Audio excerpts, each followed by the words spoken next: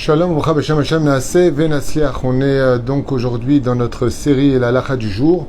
On reprendra le domaine des bénédictions puisque tout n'a pas été dit dans le premier shiur. Il y a eu énormément de questions qui m'ont été envoyées par mail, par WhatsApp, par SMS sur les bénédictions. Je voudrais faire un récapitulatif sur le sujet des bénédictions à la maison, quand on dit la bracha, quand on ne dit pas la bracha, et rajouter des choses qui n'ont pas été dites dans le premier shiur. Ceci étant, on est aujourd'hui le jeudi 17 juin, Kouracheté par Deborah Benero, le louch Haïkara pour l'anniversaire de son papa Freddy Yehuda Ben Kouka, pour lui souhaiter un joyeux anniversaire, une bonne et longue santé, Bezrat Hashem, longue vie, Parnassa Tova, Nachatroir de tous ses enfants, et beaucoup de bonheur. Donc Yom Uledet Sameach Lechaim, Tovim Shalom Bakol Mikol Kol.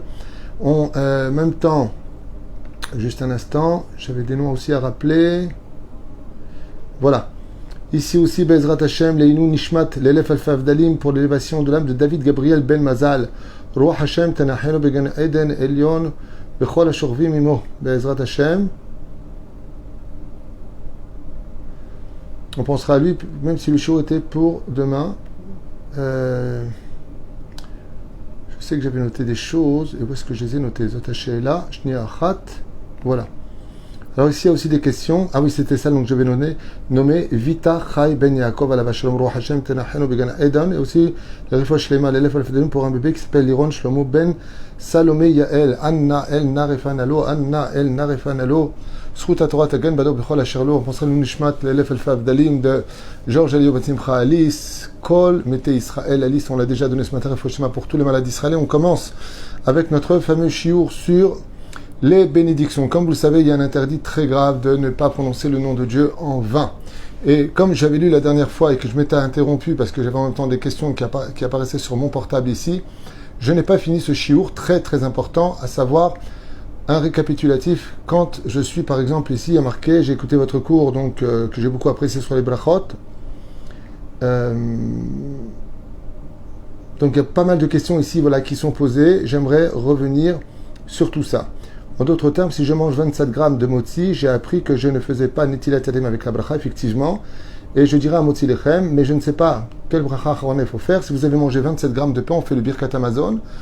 Dans ce cas-là, à partir de 27 grammes, on fait toujours la bracha acharona. Si c'est din de boren nefashot, on dit boren nefashot. Si c'est à la michia val kalkala, on dit à la michia val kalkala. Et si c'est bezrat Hashem, le motzi lechem, même si on a mangé 27 grammes de pain sans dire la bénédiction de Al Netilat Yadayim, parce qu'on ne le dit que quand on arrive à 54 grammes de pain, on fait le Birkat Amazon Bevadai Sheken, En Beze Shum Safek Vebaya. En ce qui concerne les bénédictions, je voudrais revenir brièvement sur ce qui a été dit pour continuer et répondre à vos questions au fur et à mesure par rapport au lieu, parce que c'est aussi une différence entre chez moi, dehors et à droite et à gauche. Quand nous sommes à la maison, au bureau ou au travail et que l'on dit une bénédiction, quand est-ce qu'on cesse de dire cette bénédiction et quand est-ce qu'on peut renouveler la bénédiction? Parce qu'il y avait des halachot qui étaient devant moi que je n'ai pas traduites par rapport à un manque de temps. Mais j'aimerais quand même vous le dire pour que tout soit clair et enregistré une fois pour toutes. À partir de quand je peux dire une bénédiction? Alors écoutez bien, je vous donne ces conditions une fois pour toutes. Et je vous demande vraiment de les retenir, comme ça il n'y aura plus de bracha levatala. Toutes les lois que je vous donne, c'est selon Maran Arav Ovadia Yosef. Qu'est-ce qu'on appelle un hefsek? À partir du moment où j'ai quitté le toit dans lequel je suis, c'est-à-dire que de la maison, je suis parti dans la cage d'escalier, par exemple, ou que je suis sorti à l'extérieur de la maison, ou que je rentre aux toilettes. Une chose aussi que je ne vous avais pas dit la dernière fois, Todaraba pour le cours d'hier soir, c'était magnifique, oui, j'ai reçu énormément de messages, même des gens qui étaient sur Facebook qui ont kiffé le cours d'hier soir, ils m'ont dit vraiment que c'était magnifique, tant mieux. Baruch Hashem, mon but c'était de redonner une grande joie de vivre avec tout ce qui se passe aujourd'hui et en même temps d'enseigner un enseignement crucial par rapport au judaïsme. Todaraba pour vos encouragements. Alors, on reste dans le sujet de Hefsek. Écoutez bien, c'est important. Si j'ai quitté les lieux, je reviens, je refais la bracha. Si je suis allé aux toilettes, et vous allez comprendre pourquoi c'est important de retenir tout ça. Parce que quelqu'un m'a écrit, mais dans ce cas-là, on ne fait jamais la bracha en fin de compte. Si je suis chez moi à la maison, je dis chez Akol, toute la journée, je dis plus chez Akol. Si, il y a des conditions pour dire chez Akol. Et vous allez les entendre maintenant. Quand est-ce qu'on appelle ça un hefsek pour une bracha? Où je suis allé aux toilettes, où je suis sorti de la maison, même dans la cage d'escalier, son nom, Maran Arav Yosef Zekan Nershav qui est hefsek. Autre chose, à savoir, le Shulchan Aruch nous dit si je fais une sieste, donc je fais chez Akol, j'étais dans la cuisine et puis je vais faire une petite sieste. Où je fais ma sieste va dépendre si c'est un hefsek ou pas. Selon Shulchan Aruch, si j'ai fait une sieste temporaire, donc, dans mon salon, ça considéré comme un hefsek. Le Rav Ovadia dit non. Une fois de plus, ça fait brachot laquelle. Si j'ai fait une sieste même de 5 minutes dans mon lit, où je me suis endormi, dans mon lit, qui est l'endroit kavua pour dormir, oui, c'est un hefsek. Et si je me lève, je referai la bénédiction chez Akol, Nia, Bid, Varo. Ainsi donc, oui, il existe des hefsek. Il y a encore un hefsek que tout le monde connaît, mais j'en ai pas parlé la dernière fois parce que tout le monde le savait, c'est ce qu'on appelle ici Ardato. C'est-à-dire que si je sais de façon certaine, c'est ce qu'on avait lu dans la Chabroura du Rav David Yosef, si je sais de façon certaine que maintenant je suis en train de manger un fruit, Boré Periaet, je dis la bénédiction Boré Nefashot Rabot. Donc je ferme cette bénédiction avec la bracha Harona. On est bien d'accord. Donc la dernière bénédiction. Maintenant, quand je dis Boré Nefashot, j'étais certain de ne plus du tout vouloir manger de fruits. Et j'ai la kavana en fermant la bracha de Boré Nefashot, de ne plus du tout vouloir manger de fruits. Ça y est, je suis bourré, je ne compte pas en manger, même si on me propose, j'en veux pas. Et voilà qu'une heure plus tard, on me propose de manger une poire. Dans ce cas-là, oui, je refais la bracha. Parce que je fais un siardat, c'est-à-dire que je me retire complètement de la volonté de le manger. Alors dans ce cas-là, c'est valable pour tout. Réponse non.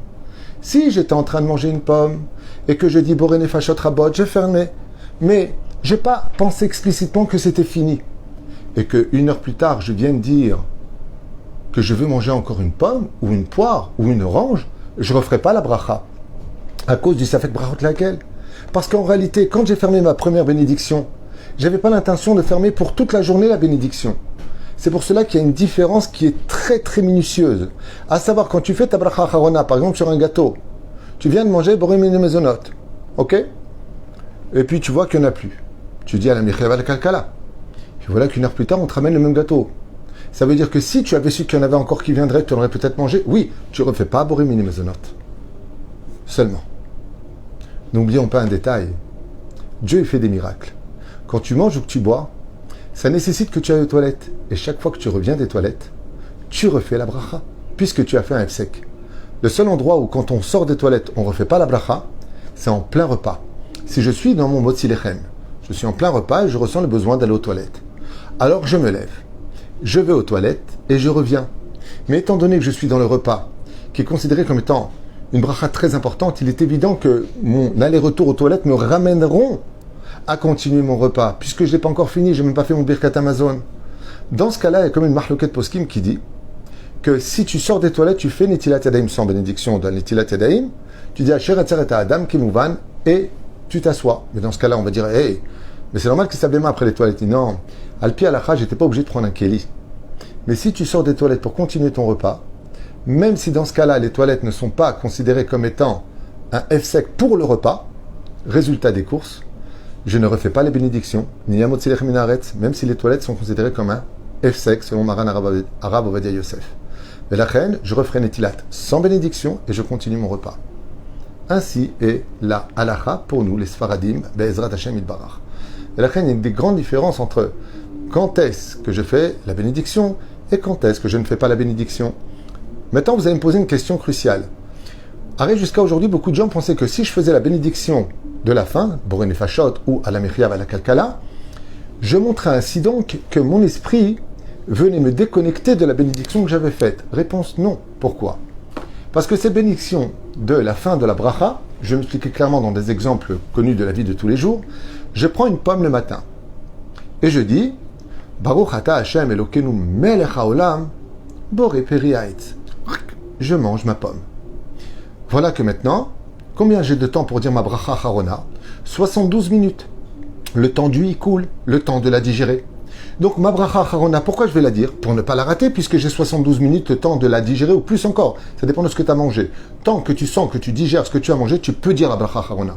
Donc si vous écoutez bien ce qui se passe, ma bénédiction que je fais, c'est pas pour clôturer ce que j'ai mangé, mais parce que je suis dans un temps limité pour la faire. Donc ça veut dire qu'elle ne me ferme pas la bénédiction de Boré Periaetz pour ce qui va venir de Boré Periaetz.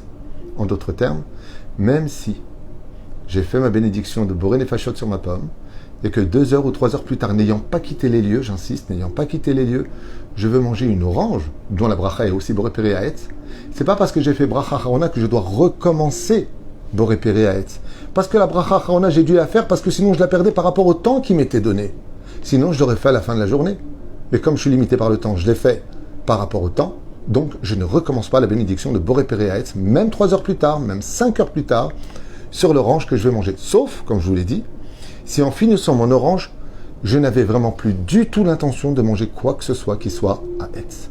Si vraiment, en me disant Boré Nefashot Rabot, Zéo, moi je mange pas plus d'un fruit par jour, et donc je sais que dans ma tête, je clôture l'envie de manger un Boré Péré Haetz, et que 2 heures plus tard, même 1 heure plus tard, voire 20 minutes plus tard, 10 minutes plus tard, on m'amène quelque chose pour lequel Bémet se réveille en moi, l'envie de le manger, dans ce cas-là, oui, je pourrais redire la bénédiction de Boré Péré Haetz. Alors si tout ce que je dis, par exemple ici, vous paraît un peu confus, je vous affirme, réécouter et réécouter, c'est très simple et très important de connaître ces lois-là.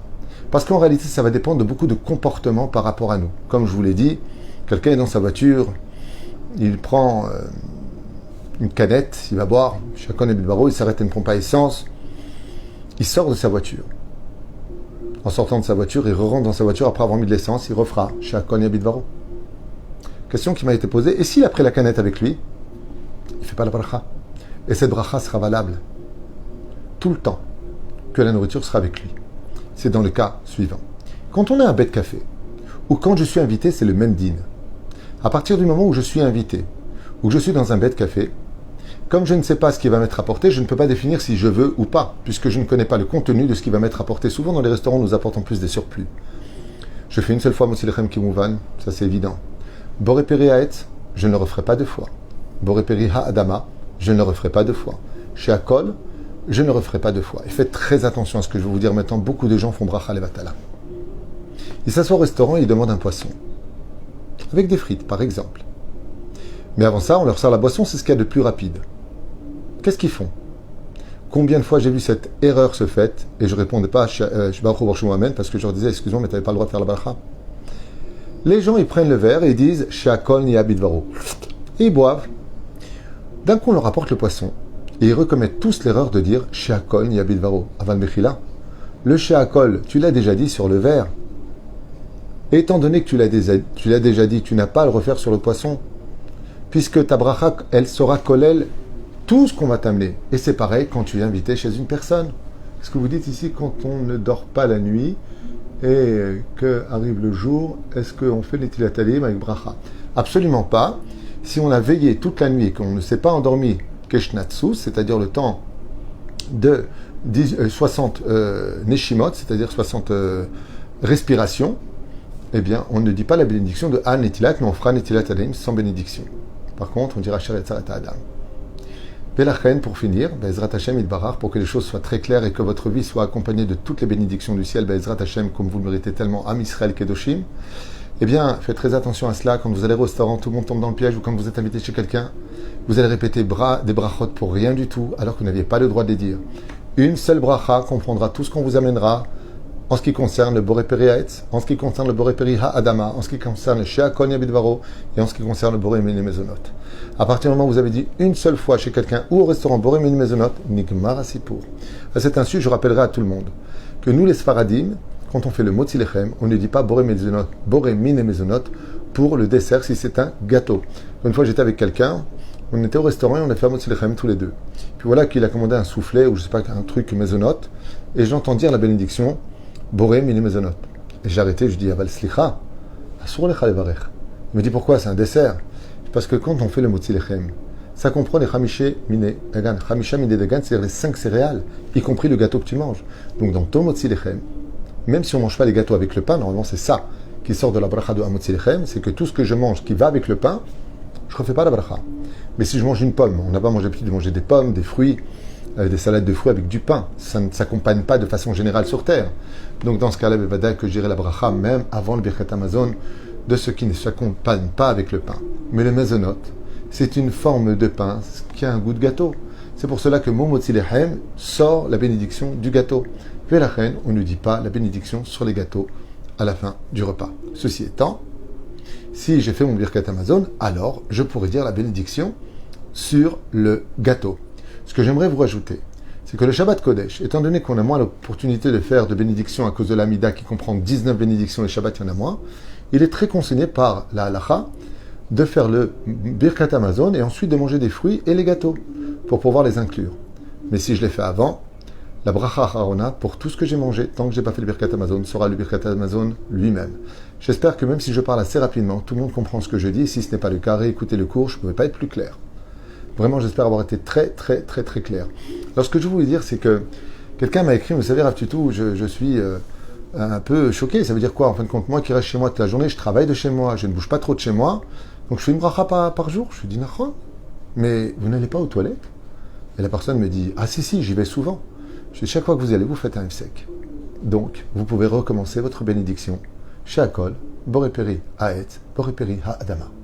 Et ainsi donc, Dieu a fait des miracles extraordinaires. Malgré la halakha qui nous coince un petit peu à pouvoir réagir de façon plus conventionnelle, à faire des brachot, parce qu'on a envie de les faire et gagner des mitzvot, Dieu nous a accompagnés qu'en général, quand on mange ou quand on boit, on a besoin d'aller aux toilettes par la suite, qui fait justement le F-sec et nous donneront, al-pi halakha, l'autorisation de prononcer les bénédictions. On comprendra ce commandement si grave du 3e des 10 commandements de la Torah.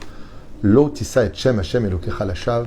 Tu ne prononceras pas le nom de l'Éternel, ton Dieu, en vain.